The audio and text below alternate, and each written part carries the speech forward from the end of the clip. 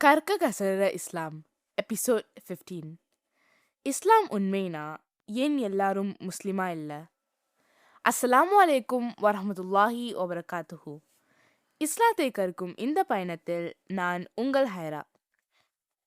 பாப்பா, இன்னைக்கு நான் கேட்க போற கேள்வி எனக்கு ரொம்ப யதார்த்தமா தோணுது.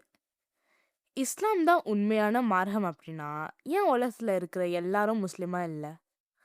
ஏன்னா நான் சிங்கப்பூர்ல நம்ம ஸ்கூல் ஃப்ரெண்ட்ஸ் அப்புறம் நம்ம சொந்தக்காரங்க வட்டாரத்திலேயே பார்த்தா நிறைய பேர் முஸ்லிமா இல்லை. அப்போ இஸ்லாம் தான் சத்தியமான மார்க்கம்னா எல்லாருமே அதை பின்பற்றணும்னு எனக்கு தோணுது. இது ஒரு நேர்மையான கேள்வி ஹைரா. நிறைய முஸ்லிம்கள் மனசுல இது இருந்தாலும் வெளியே கேட்க மாட்டாங்க. இதை நாம புரிஞ்சுக்கணும்னா ஒரு முக்கியமான விஷயத்த ஞாபகத்துல வச்சுக்கணும். அல்லாஹ் யாரையும் கட்டாயப்படுத்தி நம்ப வைக்க விரும்பல. அல்லாஹ் குர்ஆன்ல சூரா அல் பக்கரா அத்தியாயம் 2 வசனம் 256ல சொல்லி காட்டுறான், லா இக்ரக ஃபித்தீன், மார்க்கத்தில் எந்த கட்டாயமும் இல்லை. அதனால இஸ்லாம் விருப்பத்தின் மூலமா தான் பரவுமே தவிர கட்டாயத்தினால இல்ல. ஆனா ஒரு விஷயம் உண்மைனா காலப்போக்கில் எல்லாரும் அதை ஏத்துக்க மாட்டாங்களா பாப்பா? அப்படி சொல்ல முடியாது ஹைரா. உண்மையும் அதை ஏத்துக்கிறதும் எப்பவுமே ஒண்ணா இருக்காது. நம்ம அன்றாட வாழ்க்கையிலேயே பாரு, டாக்டர்கள்னா சத்தான சாப்பாடு சரியான முறையில சாப்பிட சொல்றாங்க. ஆனா நெறைய பேர் அத கேட்கறதில்ல. ஆசிரியர்கள் ஒழுக்கமா இருக்க சொல்றாங்க. ஸ்டூடண்ட்ஸ நல்லபடியா படிக்க சொல்றாங்க. அதையும் நெறைய பேர் கேட்கறது கிடையாது. பெத்தவங்க எவ்வளவோ அறிவுரை சொல்றாங்க. பசங்க எப்பவும் அத கேட்கறாங்களா? ஒரு விஷயம் உண்மைங்கிறதுக்காக எல்லாருமே அத அப்படியே செஞ்சிட மாட்டாங்க. அப்போ ஒருத்தர் முஸ்லிமா இல்லைன்றதுக்கு அந்த செய்தி அவங்களுக்கு தெளிவா போய் சேரலன்னு அர்த்தமா பாப்பா? அப்படி மட்டும் சொல்ல முடியாது. அது அவங்க வளர்ந்த விதம், அவங்க இருந்த சூழ்நிலை, அவங்க என்னென்ன மாரி உணர்ச்சிகள கோ த்ரூ பண்ணியிருக்காங்க. இந்த மாரி நெறைய காரணங்கள் இருக்குது. அல்லாஹ் சொல்றான், சூரா யூனுஸ்ல அத்தியாயம் 10 வசனம் 99ல, "வலவ் ஸாஅ ரப்புக லஆமன ஃபீ அர்தி குல்லுஹும் ஜமீஆ." உன் இறைவன் நாடியிருந்தால் பூமியில் உள்ள எல்லோரும் ஒரே நேரத்தில் ஈமான் கொண்டிருப்பாங்க. ஆனா அல்லாஹ் அந்த தேர்வ மனுஷங்கள்ட்டயே குடுத்துட்டான். ஏன்னா வாழ்க்கைங்கிறது ஒரு சோதனை. ஆனா ஒருத்தர் முஸ்லிம் இல்லாத குடும்பத்துல பிறக்கிறது அநீதியா தெரியலையா பாப்பா? இதுவும் ஒரு ரொம்ப முக்கியமான கேள்வி ஹைரா. இஸ்லாம் என்ன சொல்லுதுன்னா, அல்லாஹ் ஒருத்தரையும் முழுமையான நீதியோட தான் தீர்ப்பு வழங்குவான். சூரா அல் கஹ்ஃப்ல அத்தியாயம் 18 வசனம் 49ல அல்லாஹ் சொல்லி காட்டுறான், "வலா யுஹ்லமு ரப்புக அஹதா." உன்னுடைய இறைவன் யாருக்கும் அநீதி இழைக்க மாட்டான்.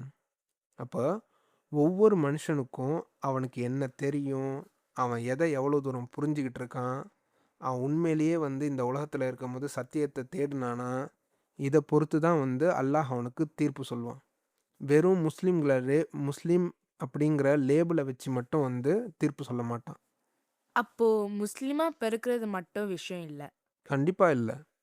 அடையாளத்தை விட மனசுல இருக்கிற சின்சியரிட்டி, அந்த உண்மையை தான் அல்லாஹ் பார்க்குறான். நிறைய நபிமார்களோட குடும்பமே, நபி ஸல்லல்லாஹு அலைஹி வஸல்லம் அவங்களா இருக்கட்டும், நூஹ் அலைஹிஸ்ஸலாம் அவங்களுடைய குடும்பமா இருக்கட்டும், இன்னும் பல நபிமார்களுடைய குடும்பத்தார்களே அவங்க எடுத்துட்டு வந்த மெசேஜை ஏத்துக்கல. அப்போ சத்தியம் எப்போதும் பெரும்பான்மையை பொறுத்து கிடையாது. ஆனா சில சமயம் முஸ்லிம்களே இஸ்லாத்த சரியா பிரதிபலிக்கலன்னு இல்லையே பாப்பா? பிரதிபலிக்கிறது இல்லையே அப்படின்னு சொல்லிட்டு கேட்குற. அது ஒரு கசப்பான உண்மைதான். அதை நம்ம ஏற்றுக்கிட்டு தான் ஆகணும். இஸ்லாம் பர்ஃபெக்டான மார்க்கம், குறையில்லாத மார்க்கம். ஆனால் முஸ்லிம்கள் அப்படி கிடையாது. சில சமயம் முஸ்லிம்களோட நடத்தையை பார்த்து மக்கள் இஸ்லாத்தை தப்பாக புரிஞ்சுக்கிறாங்க. அப்போ ஒரு முஸ்லிமா நம்ம என்ன பண்ணணும்? நபி ஸல்லல்லாஹு அலைஹி வஸல்லம் ஒரு சின்ன விஷயம் சொன்னாங்க. இது தபரானியில் பதியப்பட்டிருக்குது. ஹைருன் நாசி அன்ஃபஉஹும் லின்னாஸ்.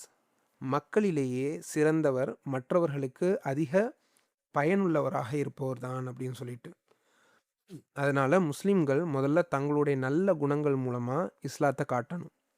அப்போ நம்பிக்கைய கட்டாயப்படுத்துறது நம்ம வேலை இல்ல. நம்ம செயல் மூலமா உண்மைய சொல்றது தான் நம்ம வேலை.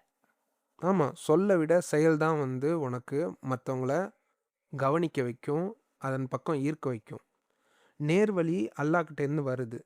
நாம வேலை உண்மையா இருக்கிறது, நம்ம வேலை வந்து உண்மையா இருக்கிறது, நல்ல குணத்தோட இருக்கிறது, நேர்மையா இருக்கிறது, அன்பா இருக்கிறது. இதுதான் வந்து நம்மளுடைய வேலை. இது மூலமா தான் வந்து இஸ்லாம் மத்தவங்கள வந்து அட்ராக்ட் பண்ணும். அவர்களும் வந்து இஸ்லாத்துல என்ன இருக்குன்னு சொல்லிட்டு பார்க்க வந்து படிப்பாங்க. அதன் மூலம் வந்து ஈர்க்கப்படுவாங்க. அப்போ எல்லாரும் முஸ்லிமா இல்லன்றதுனால இஸ்லாம் பலவீனமாகல. இல்லவே இல்ல. சத்தியம் வந்து எண்ணிக்கைய வச்சு இல்ல. அது மனசுல இருக்கிற உண்மையான நிலைமைய வச்சு தான் இருக்குது. இப்போ நல்லா புரியுது பாப்பா. இஸ்லாம் நல்ல உள்ளங்கள் மூலமா தான் பரவணும். அடுத்ததுனால இல்ல. அழகா சொன்ன ஹைரா. அந்த புரிதல் தான் மத்தவங்க மேல மரியாதை உருவாக்கும். இது ஹைரா. இஸ்லாத்தை கற்கும் என்னோட பயணம் தொடரும். அஸ்ஸலாமு அலைக்கும் வரஹ்மத்துல்லாஹி வபரகாத்துஹு.